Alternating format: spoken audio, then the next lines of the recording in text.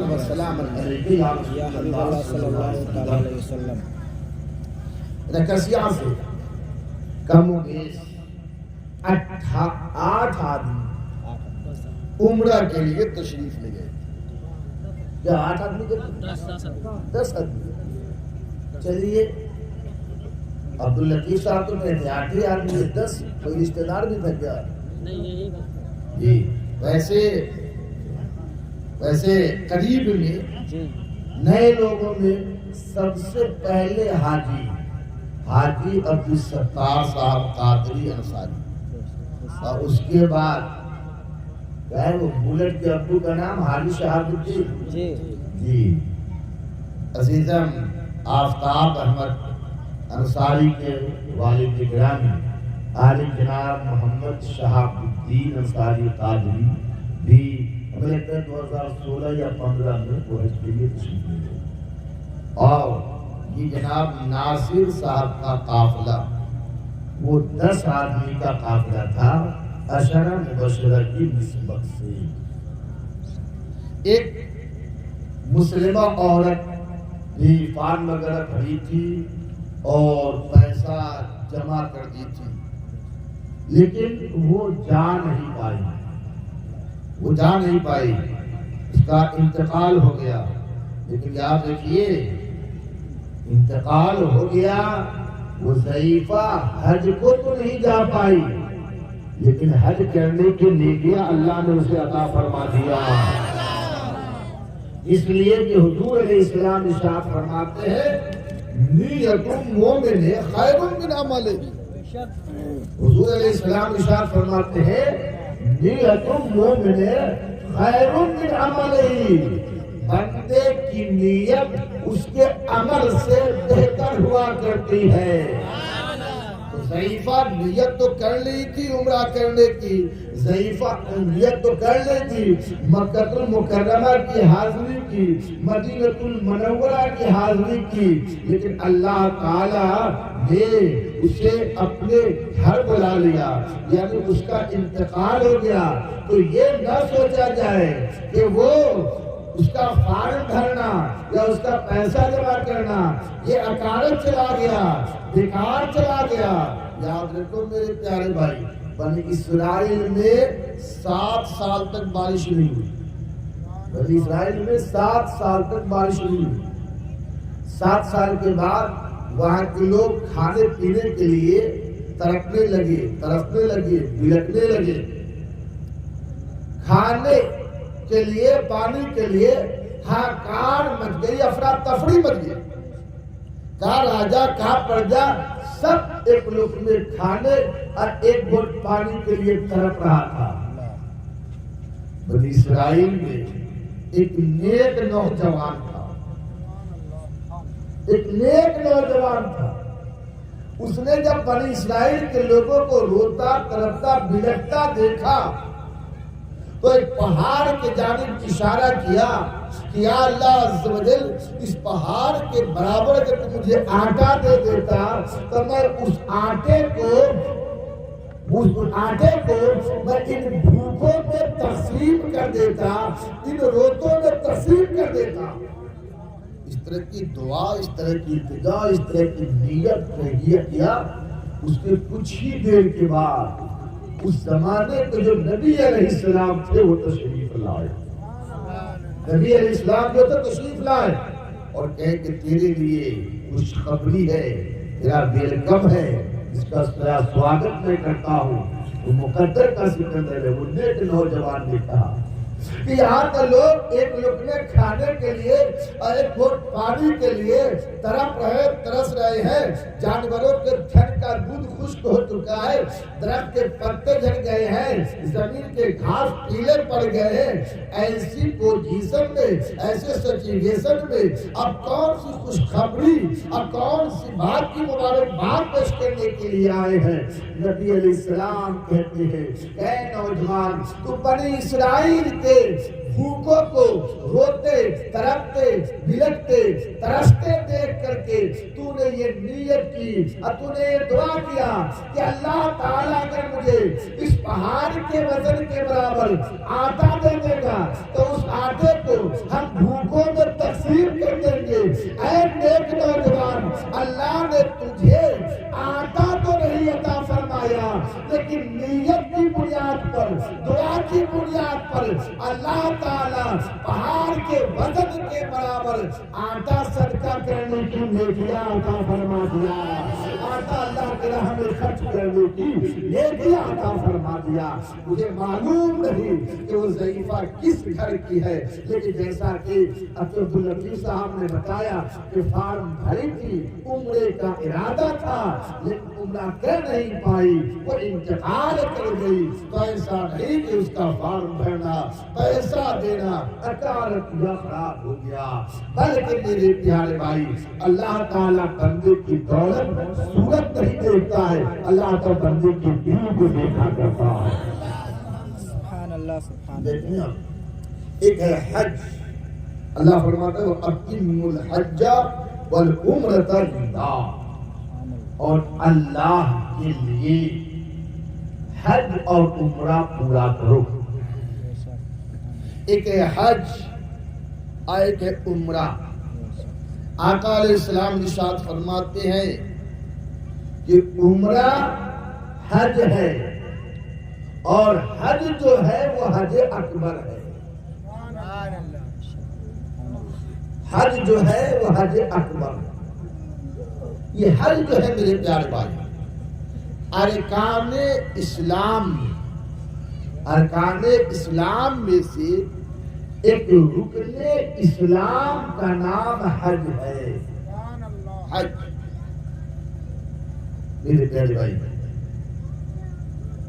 حج جو ہے آدمی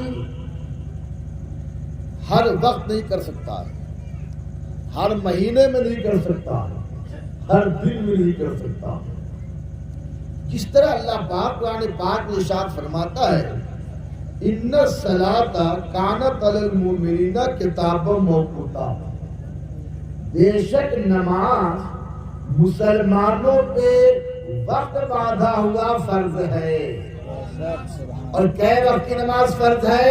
5 وقت کے۔ خلاصہ یہ ہوا نا کہ 24 گھنٹے میں سے 5 ایسے گھنٹے ہیں جن گھنٹوں میں بندے پہ نماز فرض ہے، یا بندہ ان 5 گھنٹوں میں نماز فرض کو ادا کیا کرتا ہے۔ جس طرح 24 گھنٹے میں 5 گھنٹے نماز کے ہیں، ویسے ہی سال میں 365 دن میں 5 دن جو ہے وہ حج کا دن ہے۔ 5 ایسے دن ہیں جو حج کے ہیں میرے پیارے بھائی۔ اب کوئی کہے کہ ہم 6 دن تک حج کریں گے، 7 دن تک حج کریں گے، 10 دن تک حج کریں گے، نہیں۔ اور یہ 5 دن جو حج کے ہیں نا وہ ہے ذوالحجہ کے مہینے، جس کو ذی الحجہ بھی کہتے ہیں، ذوالحجۃ الحرام، جس کو کہتے ہیں بقرعید کا مہینہ۔ بے شک سبحان اللہ۔ حج کا جو پہلا دن ہے وہ بقرعید کی 8ویں تاریخ، دوسرا دن 9ویں تاریخ، تیسرا دن 10ویں تاریخ، چوتھا دن 11ویں تاریخ اور 5واں دن 12ویں تاریخ۔ 12 کی بہار اور 12 کی نسبت تو ہر شے میں ہے، اس لیے کہ میرے حضور 12 کو آئے اور 12 کو تشریف لے گئے۔ حج مکمل بھی ہوتا ہے 12 کو۔ تو یہ حج کے 5 دن۔ لیکن جناب ناصر صاحب قادری یا ان کے ساتھ جو چند مرد اور چند عورتیں گئی تھی، یہ گئی تھی عمرہ کے لیے، یہ حج کے لیے نہیں، یہ عمرہ کے لیے گئے تھے۔ عمرہ کے لیے کوئی مہینہ مقرر نہیں ہے، کوئی ہفتہ مقرر نہیں ہے، کوئی دن مقرر نہیں ہے، کوئی وقت مقرر نہیں ہے، جب بندہ خانہ کعبہ میں پہنچ جائے حج کر لے. توجہ ہے آپ لوگ کی؟ گجرات بولوں میں سب لوگ کہہ دیجیے سبحان اللہ. یہاں سے کہیے سبحان اللہ. دوسرے والے لوگ بھی کافی کہیے سبحان اللہ. جو ہے آپ لوگ کی اللہ تعالی ہمیں آپ کو حج کی توفیق عطا فرمائے. آمین. سمجھا کہ نہیں؟ حج کے لیے میرے پیارے بھائی سب سے پہلے تو اللہ کی رحمت اور اللہ کے فضل کا ہونا ضروری ہے.